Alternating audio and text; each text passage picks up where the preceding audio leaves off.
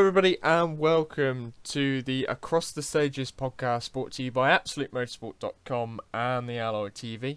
I'm James Casey, and joining me today, as always, is Joshua Still. What we're going to be talking through is a lot of stuff that we've missed in the last three rounds of the World Rally Championship, and of course, we've had a bit of a break. The last time we were recording was after the Tour de Course, and the season has turned on its head quite substantially since then, hasn't it? Yeah, we've had Neville kind of having a right surge on. We've had Ogier having his kind of one moment of the year in Portugal. We've had Toza kind of self-destructing a little bit. We've had Mikkelsen has finally found his pace, but he hasn't got any luck. Chris Meek's been sacked as well, so yeah, it's all been going off. Yeah, so unfortunately not a great time to miss it, but that's what we're going to be doing today. It's just going through those last three rallies and then looking forward to what we reckon is going to happen in the remainder of the season. And of course, the main talking point is that Ogier has gone from winning three of the first four rallies to now being a good 27 points behind Neuville in the championship. He has obviously not won a rally in the last three, despite coming very close in Italy and had that retirement in Portugal, which has allowed Neuville to surge to the top with a second place in Argentina and then two victories on the bounce. And what do you reckon has changed over at Hyundai that's allowed him to suddenly take these really good results? Well, I think this year Neville's actually taken the kind of most of Ogier's misfortune. So when Ogier, went off the road in Portugal, Neville won that rally and came second on the power stage as well. So he's really kind of taken, the opportunities when they've arose. Because you look at last year in Finland, Ogier was off the road and Neville, was sixth or seventh, so didn't really get many points there. But this time around, he's gone out and got the win, and obviously in Sardinia as well. The kind of psychological advantage, I think, going forward now. But Neville has gone head to head with Ogier and actually beaten him. He was behind as well, so it wasn't even like he had a good buffer coming into Sunday. He was behind him and he just chipped away stage after stage. I mean, that power stage as well. That was something to behold. That was the key defining moment for me. Even though that Portugal was the biggest point swing, I think beating Ogier last time out in Italy head to head all rally.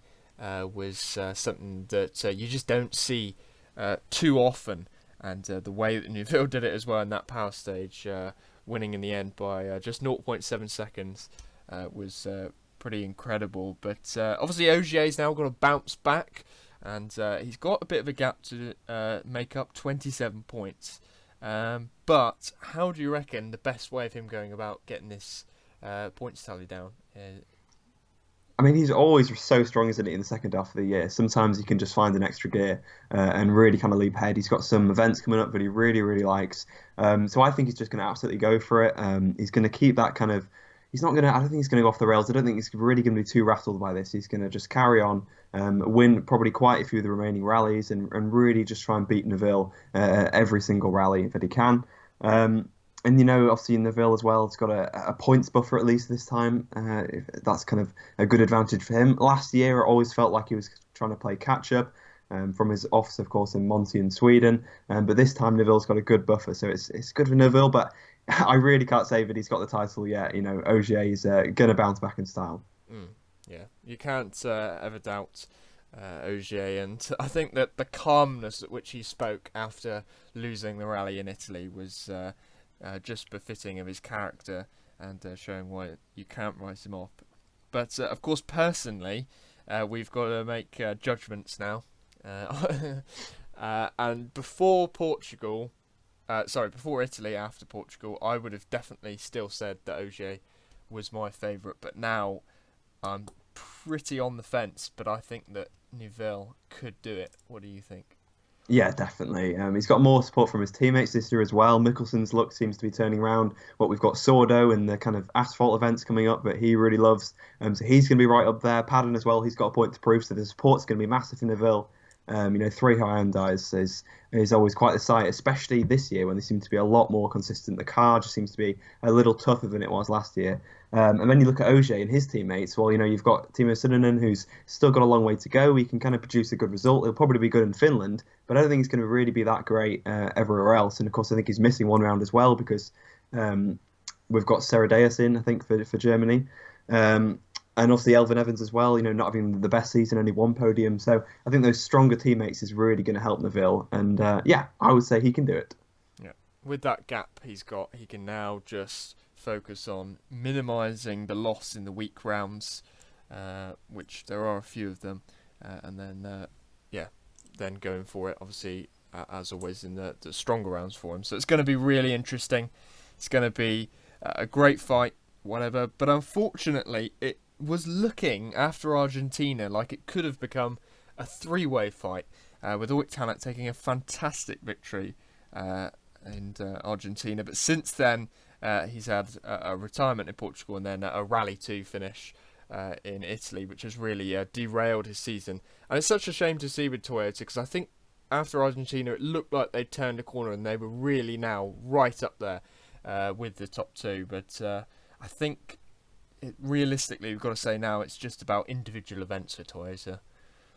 Yeah, they'll just be wanting to, of course, win in Finland and probably win a couple of the other ones as well. Yeah, that Toyota for me has looked not the worst car, but the most inconsistent car this year for sure.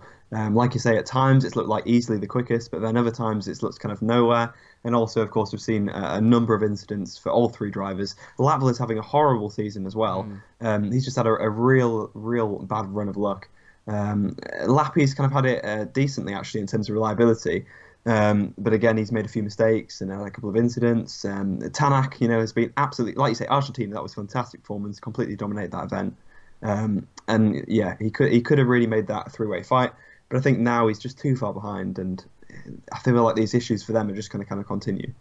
Yeah, it certainly seems like they're concerned about it as well. It's not something that they're kind of being able to put out their mind. Latvala was talking about in Italy clearing away rocks on the recce.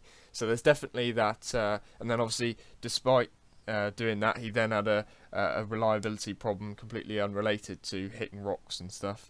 So yeah, definitely going to be playing in the back of their minds, which is not good for the confidence on that side, which is a bit of a shame. But at least it's going better than it is for Citroën, who have obviously on the back of a really bad 2017 season. It's sort of got worse now because they've ended up losing their lead driver, and of course this was probably the main talking point that we've missed about Chris Meek's sacking. And what do we think about that? Yeah, well, it was. I mean, can we call it a shock? I mean, I guess it was possibly a long time coming. I mean, I kind of felt like he'd slightly turned a corner at some point, I think in 2016, some point maybe in 2017, and some point again at the start of this year. I kind of had hope. It's just a kind of, repeating pattern really with Chris Meek. So it was probably time, to be honest, for a change. I'm not sure if mid-season was the right time to do it, but I do feel like he's had enough chances. He's 38 years old now. And I feel like they should just invest probably in someone else. He can still win rallies, and Craig Breen and Matt Salzberg, I don't think can, at least not this year. So they have lost that element, and they have lost that chance to win a rally. I guess Sebastian Loeb in Spain is going to be their kind of one and only chance of a win this year. So yeah, I think it's a bit of a disaster for Citroën. What do you think? Do you think they were right to sack Meek now? I agree with you. I think it was. I don't get the immediacy of it, especially when it didn't really seem like at the time they had a replacement in line. They kind of thought about Osberg, but in the end that's obviously who they have gone with, but they didn't have a clear-cut rally winning replacement, and I think that's why they shouldn't really have done it. But in terms of long term, I absolutely see why it was, because he was going off the road an awful lot of the time, not quite so much this season, but still a good number of times, and in really unnecessary circumstances as well. So I do get why they got rid of him. But when you look at the lineup now, Osberg, Breen until the end of the season, you do kind of think, what is there? Oh yeah, crikey. What is there for Citroën for the rest of the season? Because they're not going to do anything in the championship. So surely they should be looking at trying to win the individual events, which I just can't see them doing apart from maybe Loeb. Yeah, I mean, where did they go from here as well? I mean, obviously they've got to get someone else in for next year. It's not going to be Loeb. He's not coming back. It's not going to be Ogier. That they're targeting him. They're saying they're going to throw loads of money at it. I don't really get why they have confidence that Ogier would ever leave M Sport and join Citroën. I feel like it is M Sport or retirement for Ogier. Or maybe if Hyundai came calling or something, maybe he would go to them. But absolutely not going to Citroën. You look at the rest of the drivers as well. I mean, who could they really bring in? I'd look at someone like Hayden Paddon possibly, because he's not having the best time at Hyundai.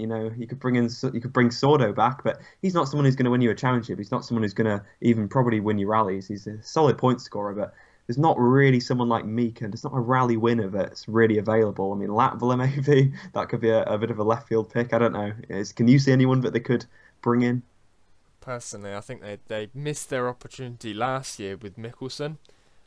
That's what I think that they missed out on, because last year they did the same thing with going after Ogier again, and then they had Mikkelsen out the team. He did a couple of rallies for them, obviously, and then they let him go.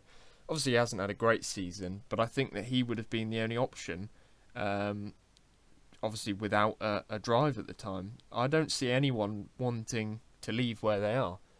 So, yeah, I'm really not sure. I think they're going to have to go with someone like Tiedemann from WRC2 and try and bring someone new and fresh in, because I just don't see any of the big names really wanting to join them, unfortunately. Yeah, the best chance is possibly Paddon Sordo, just because if they can offer him a full-time seat and Hyundai can only offer them a half seat, Yeah. then maybe they've got a chance there. But yeah, it's not looking great for them, is it? Yeah. So that covers what has gone so far, and obviously we're thinking that Neuville could have this championship in WRC, but there's also the matter of WRC2, which has been quite interesting in the last few rounds. It's sort of going on as we expected, is WRC2, with Skoda still dominating week in, week out, but it's going to be quite a close battle now, isn't it, between Tiedemann and Kopeschke, and we're just hoping that they get a rally where they go up against each other, aren't we? Yeah, definitely. We want to see them head to head. I mean, the thing is, Skoda have dominated, but in a way they haven't. They've dominated the results. They've dominated the championship. But, the new Citroen has looked really good, won loads and loads of stages. Lefebvre probably should have won a couple of rallies already. The Hyundai's looked all right. It's probably not the best car, but the Citroen is definitely one that can beat Skoda. They just don't have the consistency at all. And I think every single rally that Lefebvre's been in, he's had quite a few issues. Otherwise, he could be right up there in the championship as well. Yeah, he's obviously had that one podium in Portugal, but otherwise, yeah, he's had a tough time with things in that Citroen C3, despite the pace. Yeah, and Katsuta as well. Obviously, that was a one-off Yeah. in Sweden. I mean, it was down to the tyres. They've looked better if you look at the kind of stage times. Arai and Katsuta, but have both been up there. Arai, I think, was on for a good result. Was it in Sardinia or somewhere? I don't know. He was, I think, on for a podium, but it all went wrong. So they've looked all right, but certainly not Skoda beating like they were in Sweden. No. So it is going to be the individual events are interesting, as you say. It's always there's always challenges for Skoda, but Skoda have just got that consistency, haven't they? And they've got the perfect drivers for it in Kopeschke and Tiedemann.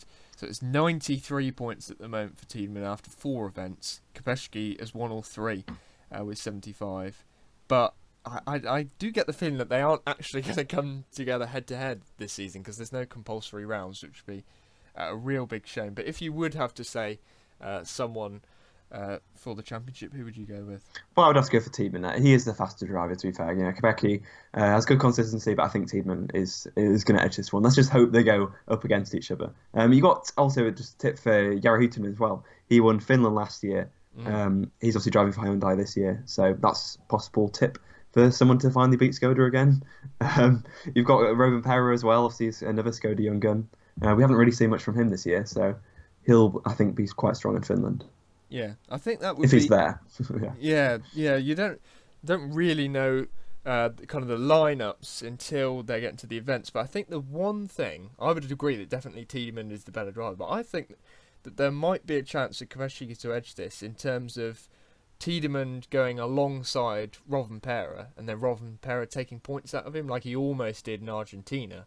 So that kind of thing where Tiedemann's missing out because he's got the stronger teammate with him. So that could be the one thing that shifts it. But I would definitely agree that Tiedemann is the favourite. But We Maybe never know. Lefebvre as well. Whoever's with Lefebvre, because he's got to Yeah, win. He's got to win this.